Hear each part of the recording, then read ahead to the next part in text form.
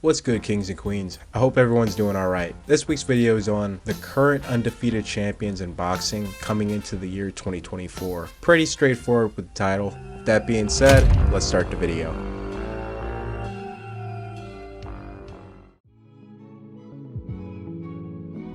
To start the video off, in the strawweight weight class, you have the number 4 ranked Oscar Collazo with the record of 9 wins and 7 knockouts. Oscar proved early he was ready for a title shot, picking up the WBO Latino belt, then to move forward to winning the title elimination bout for the WBO title, knocking Udal Reyes out in the 5th round. Oscar will make history and stop Melvin Jerusalem to become the WBO strawweight champion and becoming the fastest fighter to become champion from Puerto Rico, setting the bar which I don't see getting beat anytime soon at 7 fights. Since then, Oscar has made 2 defenses of the title, and I would say him and the next 2 guys I'm going to talk about, Oscar and these guys coming up, have really made the weight class interesting for a possible unification after Wanhang and knockout CP Freshmart practically held the division hostage from getting put on notice for meaningful fights.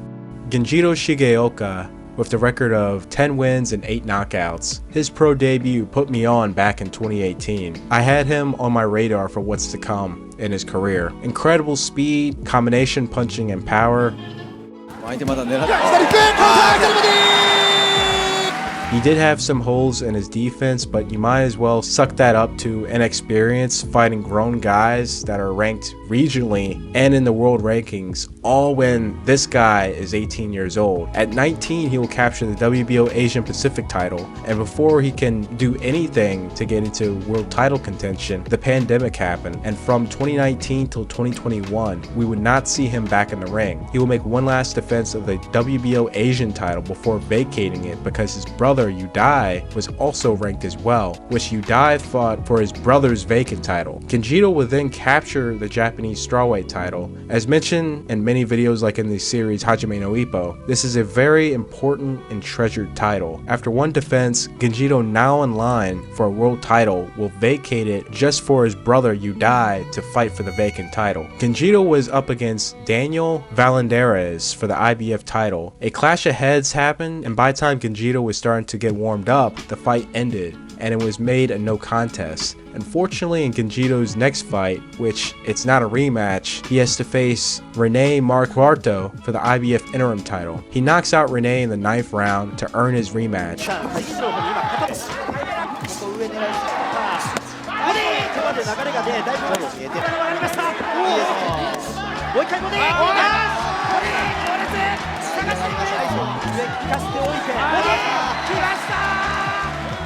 In the rematch, Genjiro dominates Daniel and stops him in the 5th round. As I'm writing the script to this video, he is scheduled to fight at the end of March. And by the time this video is complete, this fight will have already passed, so sorry there.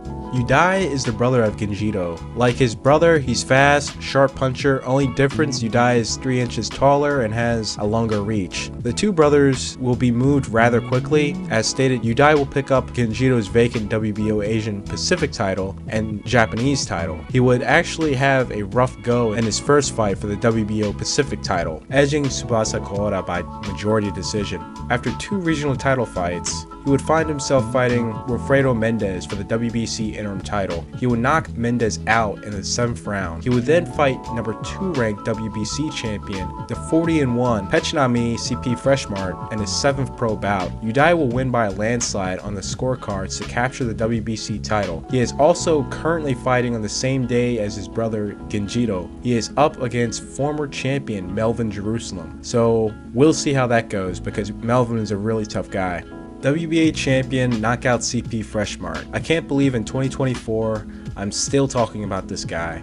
He became champ in 2015, and since then, like with Wanhang, we would see nothing from these two, unification-wise. Knockout ranked number 2, and at the time, the undefeated WBC champ, Wanhang, at number 1. These two had so many chances to unify division, and finally a ring title would have been given. However, that never happened because they are part of the same promotion/sponsor. So you make more money with 2 champions instead of 1 unified champion. So these guys never unified. Wan Hang loses, and then we would finally see a fight between the two, but that doesn't matter because it's not a unification, and Wan Hang is past his prime. It was the same situation with the man that dethroned Wan Hang, ending his winning streak, Pechmani CP Freshmart. So the minute I saw this, you have both CP Freshmarts, which is a grocery chain in Thailand by the way, are both ranked number 1 and number 2 by Ring Magazine. We are not going to see them unify. At this point, they're holding the weight class up from any progression. Reasons why former IBF champion Hiroto Kyoguchi decided to move up. He wanted to unify, and these guys were not budging. When one door closes, another one opens. And we saw Hiroto in his next fight, after vacating, fight Heki Butler for the WBA and Ring Magazine light flyweight title. Heki had captured the IBF, WBA, and Ring title off of Hiroshi Taguchi, who was Hiroto's gym mate. So it was 2 birds, 1 stone. He became unified champion and the legitimate champion of the weight class, and he avenged his gym mate. So Knockout has not fought since 2022. The one guy that may have posted a threat was mandatory opponent Eric Rosa from the Dominican Republic. He was supposed to fight Rosa March of last year. Rosa arrives in Thailand, where he was detained immediately at the airport by immigration due to visa issues and his passport being taken away, causing this fight to be cancelled. As this weight class is starting to pick up fast, and really fast, the WBA finally got the ball rolling and ordered Knockout to fight Hassanboy Dusmatov of Uzbekistan. This is CP Freshmart's biggest test since the Carlos Buitrago and the Byron Rojas fight nearly a decade ago. Hassanboy is a highly decorated amateur and poses a huge threat to Knockout CP's title reign. A win for Knockout will solidify and will make his reign a lot more legitimate.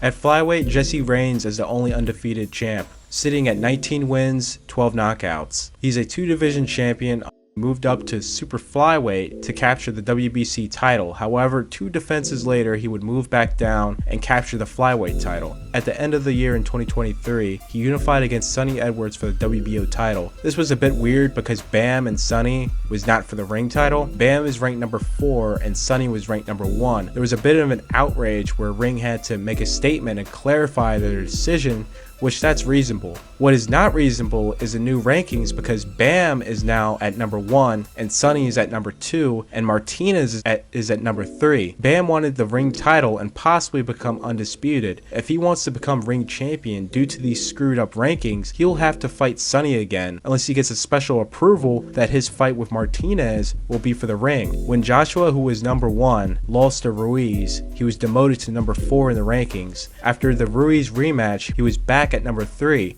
However, Wilder was promoted to number 2 and Fury to number 1, making their highly anticipated second fight for the ring title. Sonny should have been moved down to number 4, while the remainder of the title holders can fight it out for the ring and undisputed. At Super Flyweight, Fernando Martinez of Argentina stands alone at 16-0 with 19 knockouts. He is currently the IBF champion after capturing it against Jerwin Akanhas, then to beat him once again in the rematch. His last defense was against Jade Bornea, earning the 11th round TKO. Fernando is currently ranked number 2 in the world. It will be awesome to see him unify, possibly against 4-division champion Kazuto Ioka or 4-division champion Kosei Tanaka. A fight with Juan Francisco Estrada I can't picture happening after the Rungvisai situation. Then whatever happened there with the Gonzalez fight, which Estrada is the ring and WBC champ and has not fought since 2022. I did find an article from December of last year stating that Estrada is moving up to Bantamweight. However, that's yet to be fully official, as he's still labeled the champ at Superfly. Junto Nakatani stands alone at Bantamweight with the record of 27 wins, 20 by knockout. I remember when he came on the scene, he was just sweeping guys left and right, to where finally he was in line for a title, picking up the WBO flyweight title from Jamel Magramo, knocking him out in the 8th round. He would then stop Angel Acosta in the 4th. After 2 fights, in his second fight in the States, he would gather mainstream attention with his knockout of Andrew Maloney for the WBO Super Flyweight title. After 1 defense, Nakatani would move up to Bantamweight and capture the WBC title, stopping Alexandro Santiago in his 6th round to become a 3-division world champion. Junto is currently ranked number 1 by Ring Magazine. The rest of the belt holders, number 2 is WBO champ Jason Maloney, the brother of Andrew, number 3 IBF champ Emmanuel Rodriguez, and number 5 WBA champ Takuma Inoue. The political climate of this weight class is in great standings for an undisputed unification, which we may just see one in this weight class by New Year's Eve of 2025 or going into 2026. Alright, Super Bantamweight. Not much to say about this guy. 26 wins, 23 by knockout, 2-time undisputed champion, 4-division champion. He's the 2nd Japanese fighter to ever do it, which was not even that long ago. The first was Kazuto Ioka in 2019. Kosei Tanaka, the other month, will become the 3rd fighter from Japan to do it as well. Certainly been a golden 15 years of boxing in Japan. He is currently ranked number 2 in the pound for pound, which I can agree on. Pre-Canelo Bivol, Canelo was ranked number 1, Crawford at number 2, and Inoue at number 3. When Canelo lost to Bivol, Ring did something that went against what they have been doing. Number 2 should take number 1. Example, Mosley was number 1, Mosley loses, Bernard took over as number 1, while Roy was at number 2. As Bernard was underperforming, Roy captured number 1 because his move to the heavyweight in 03. Next year in 04, Bernard takes over as Roy loses. Bernard loses the following year, Floyd Mayweather, who is ranked number 2, takes over, and it would stay like that till Floyd retired. And number 2 ranked Manny Pacquiao takes over. When Manny lost in 2012, Floyd, who was at number 2, took over. Till Pacquiao lost, Floyd retired, Klitschko lost, Andre Ward's inactivity led to Roman Gonzalez to capture the number 1 position. So you see where I'm getting here. They took Inoue and put him at number 1, where Crawford was entitled to that position. Inoue was up there for like a week on the website before he was moved back to number 3. Now some people may disagree, but if we're going by this pattern for years and decades, when these pound for pound ratings mattered, then it's only fair to have Crawford in that position over Inoue. Okay, way sidetracked. Inoue is currently slated to fight Luis Nery in May, which deserves a whole video itself discussing the bad blood and undocumented revenge plot. Raymond Floyd. He is currently ranked number 7 by Ring Magazine. His record is 15 wins, 8 knockouts, and 1 draw. He is currently the WBA champion, and he won it in the most thrilling fashion. Down in the scorecards, and he was able to get a stoppage in the 12th and final round. 7 seconds left on the clock, Julio Cesar Chavez style. At number 6 in the rankings, WBO champion Rafael Espinoza. His record is 24 wins, 20 by knockout. After pretty much fighting his whole career in Mexico, he will get the shot to fight WBO champion Robeisy Ramirez. Very rough for the contender, as he would get knocked down in the 5th. Somehow manages to get up, as he looked like he was knocked out. Espinoza was able to come back in the scorecards, but he needed something big in the final round, which he was able to score a knockdown in the final 30 seconds of the 12th. This was just enough for Espinoza to capture the title by majority decision. At Super Featherweight, you have Joe Cordina. He is the only undefeated champion in the weight class. 17 wins, 9 by knockout. Before COVID, 9 fights in, Joe was able to win the Commonwealth and BBC lightweight title. Very important regional belts. However, the screwed up political landscape at the lightweight division, this man will be waiting in line forever for a title shot. After the pandemic, Joe moved down to Super Featherweight, which was a great move. A fight later, he is fighting IBF champion Kenichi Ogawa for the title. Joe knocks out Ogawa in 2 rounds to become champ in 15 fights. He would make 2 defenses of the title, both being rather close on the cards, split decision and majority decision wins. He is currently fighting IBO champion Anthony Kakachi on May 18th. The current climate of the weight class is in good standings for undisputed unification. Cordina sits at number 3, the WBC champion O'Shea Foster at number 2, WBO champion Emmanuel Navarrete at number 1, and the WBA champion Lamont Roach Jr. at number 4. Alright, lightweight, Gervonta Davis, 29-0, 27 knockouts. He is currently the WBA champ, ranked at number 2 in the weight class. With the undisputed champion Devin Haney moving up and vacating the title, Davis has been recently promoted as a legitimate WBA title holder. As a regular title, when there's a super title, is pretty much a glorified interim title, as the only thing you can do is have title fights with pay. You are forbidden from unifications unless it's against a super champion. Not many examples of that actually happening. Pacquiao Thurman in 2019 and Golovkin Jacobs in 2017, just off the top of my head. The lightweight division is possibly the most cursed and politically trashed division, so expecting great matches to happen in this weight class will be a miracle. I think the best matchup we can get from Davis, where the opponent doesn't have to jump through hoops to get in, is with Isaac Pitbull Cruz, who is currently the WBA junior welterweight champion. He is still ranked by Ring Magazine at lightweight, sitting at number 4. 21-0 with 10 knockouts, Shakur was moved along rather quickly, becoming champ against Joet Gonzalez in his 12th pro bout for the WBO featherweight title. He would then move up and become champion at super featherweight, picking up the WBO title against Jermell Herring. Then in his coming out party, defeating Oscar Valdez in their unification. Shakur was politically in a great position to become undisputed, as the fighters holding up the weight class from such feats moved up already. Unfortunately, Shakur lost his belts on the scale on his next fight, not making weight. He will then move up to chase a Haney fight. Shakur will become Devin Haney's mandatory. Negotiating making this fight happen did not go well. Shakur in this situation is a B-side. He is a former champion, currently holding on to no silverware, where it's a champion versus champion fight. He has nothing to offer to Haney, the undisputed champion, who is a clear A-side. Now, negotiations may have been smoother if Shakur was still unified champion at super featherweight. Even better if he himself was undisputed, so such a deal was not made. Haney vacated all the belts. Shakur's chance of getting all the belts in the hands of network TV rivals, where he is practically barred from fighting due to his promotion. Very crap situation. However, on the bright side, Shakur has one last fight with Top Rank before he becomes a free agent. He can very well have a 2 to 3 fight deal after this to unify against the winner of George Kambosos and Vasyl Lomachenko for the IBF title, and Navarrete versus Denis Berinchyk for the WBO, or just sign over to BBC and chase after a Davis fight. So despite the premature retirement, Shakur still has some new developing options coming after the first quarter of 2024.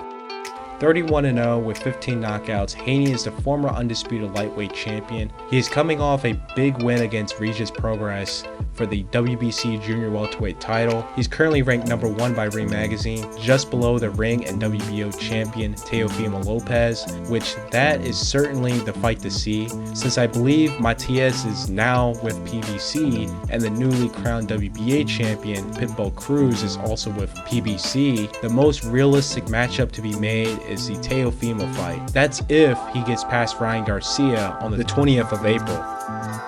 40 wins, 31 knockouts. Terrence Crawford is a former lightweight champion, former undisputed junior welterweight champion, and undisputed welterweight champion. He is the first undisputed welterweight champ since Zab Judah in 2005, but the first fighter at welterweight to unify for the undisputed title since Corey Spinks when he unified against Ricardo Mayorga in 2003. Crawford won the crown against unified champion Errol Spence Jr. Since Crawford did not fight his mandatory opponent Jaron Ennis, the IBF belt went to Ennis, making him no longer the undisputed champion. As the welterweight division is in the middle of a rebuilding era when it comes to talent being put in the spotlight, the fight to be made right now is against Ennis if Crawford wants to regain the undisputed title. Ennis has 31 wins, 28 by knockout. He does have one no contest on his resume. Unfortunately, he is not qualified to be in line for Floyd's 50 coming out performance is against Romain Villa. Big puncher in his prime, had a big win against Rashidi Ellis, who is one of the most physically talented fighters in the weight class. Ennis showed everything he needed to show thanks to his learning experience against Karen. He displayed great patience, was not overwhelmed by Villa's pressure. He showed he had grit, a chin. Despite the brilliant display of defense, he did take some good shots from Villa and was not moved. Solid chin and a solid base. After displaying all of that, and is still incredibly fresh coming into the 10th round, he would put away Villa towards the final 1 minute 30 seconds to pick up the IBF interim title. Defense is as brilliant as his previous fight. He just may give enough general public and media demand of a Crawford fight. That also depends if Crawford's plans don't pan out. 24 wins, 17 by knockout. Tim Tszyu, the son of boxing legend, former undisputed champion Costa Tszyu, is a WBO champion. He was awarded the title after Charlo was stripped of the title after his fight against Canelo. He's made one defense of the title and currently in line to face Sebastian Fundora for the vacant WBC title. Tim's WBO title will also be on the line, making this a unification bout. Jermell Charlo was named champion recess by the WBC and the title went vacant. Now, since all these titles spread over the place, while Charlo is still being considered the ring champ for now, Crawford, who was eyeing a fight against Charlo for the undisputed, may be reluctant to move up as there's no real belts on the line. The possible goal would be to become a 3-time undisputed champion in 3 different weight classes, putting him in a lane of its own. But we'll see what's to come up in 2024. Israel is a WBA champion. He won Charlo's vacant belt the other month this year by 5th round TKO over Magomed Kurbanov. Israel is one of the many golden age fighters coming out of the country of Uzbekistan, outside of Timur Ibragimov and Ruslan Chagayev, or if you want to consider Oleg Moskayev, who represented Uzbekistan after the Soviet Union dissolved. However, his case is very confusing as his parents are Russian and Moldovan. He was born in Kazakhstan and represented Uzbekistan, but in his pros he represents Russia, the Lennox Lewis of Eastern Europe. Anyways, those were the only blue chip fighters from the nation. Very few active professional boxers in general. Now, the past 8 years, there has been an insane spike of talent rising through the amateurs and now rising through the pros in the late 2010s coming into the 2020s. Israel is currently ranked number 3 by Ring Magazine. With the departure of his fellow countryman, Gennady Golovkin, the torch was passed at the weight class. Janibek began to slowly take over. Only 15 wins with 10 knockouts, Janibek rose through the ranks, becoming the WBO interim champion, with the slight hiccup with the Andre fight not coming through. After one defense, he would successfully unify for the IBF title against undefeated Vincenzo Gualtieri, stopping him in the 6th round. Janibek is currently ranked number 1 by Ring Magazine, and like I mentioned about Uzbekistan producing a generation of talent through their boxing programs, so is Kazakhstan, as there is now a lot of pouring talent in the pros or just about to go pro. Far different from the days when it was just Vasily Jirov and Beibut Shumanov. The fight to be made right now, despite me having low hopes of it happening because one of the guys is from Top Rank and the other, Al Heyman PBC, is Janibek against WBA champ Arislandi Lara. WBC still has Jamal as a champion, even though he has not made a defense since 2021. However, the number 1 contender for the title is Merim Nursultanov from Kazakhstan. Just further goes to show you how much recent talent is being pumped right now. Number 1 in light heavyweight. I think you take everybody out at the top. He's gonna be like a special attraction of boxing. I know that this is just the beginning. 22 wins, 11 knockouts. Predicted by HBO as they quickly snagged him in his early fights, he will be the next biggest star in the weight class. He will quickly rise up through the ranks, then become the WBA champion in his 12th pro bout in 2017. Just noting to avoid confusion, being this is November of that year, Andre Ward, the WBA super champion, which is a real title. With him retiring September, that would now make Bivol the real WBA champion. Bivol would make 10 defenses of the title, one being his coming out party against number 1 pound for pound Canelo Alvarez, giving him his first loss since the Mayweather fight. The fight to see right now is him against Arthur Beterbiev. However, the only thing holding this fight up is the WBC refusing to sanction the fight because the conflict in Ukraine and the fact is involving 2 Russian fighters. The WBC taking a moral stand. However, once the Saudi money came flowing in, the moral stand, which was punishing fighters who have nothing nothing to do with what's happening in the world was thrown out the window, and the fight is now set for June 1st. 20 wins, all 20 by knockout, after being held back for a while by his own promotion, who happened to be promoting possibly the most protected fighter in the weight class's history, resulting in one of the worst reigns of the weight class's history.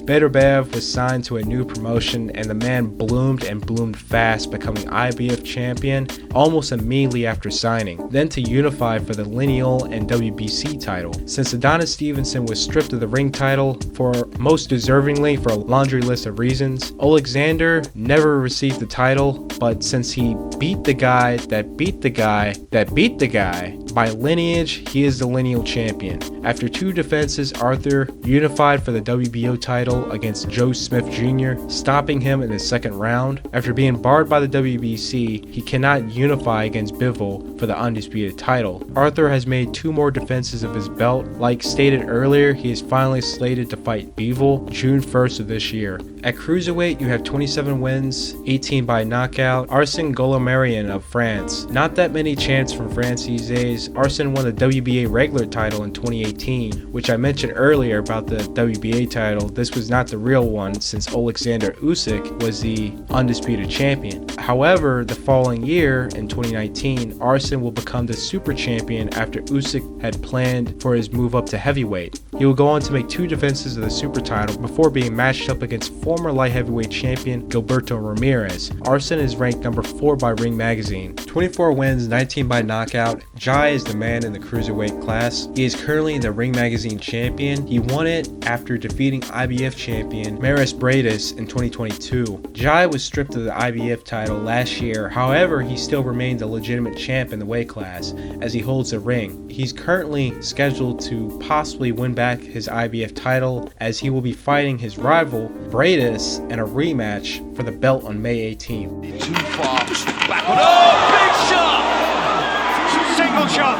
Left hand. Zorro is out. Zorro is out. His head hit the canvas. Not much to say here in the heavyweight division. We have Tyson Fury, 34 wins, 24 knockouts, 1 draw, and Alexander Usyk, 21 wins, 14 knockouts. Fury is a WBC lineal champion, and Alexander is a former undisputed cruiserweight champion, the first since O'Neal Bell in 2006, and current WBA, IBF, WBO, and IBO champion. The wait is over. The fight is finally happening on May 18th. Who will become the first undisputed champion since Lennox Lewis? Tyson Fury or Alexander Usyk? Who you got and why? Leave in the comments. And on top of that, this is the current undefeated champions in boxing of 2024. For more videos like these, be sure to like, share, and can you subscribe. Subscribe to the Patreon for Patreon-backed projects and early access. This project being on the tail of Floyd Mayweather versus Ricky Hatton. I'm Olva Sancho, and I'm out.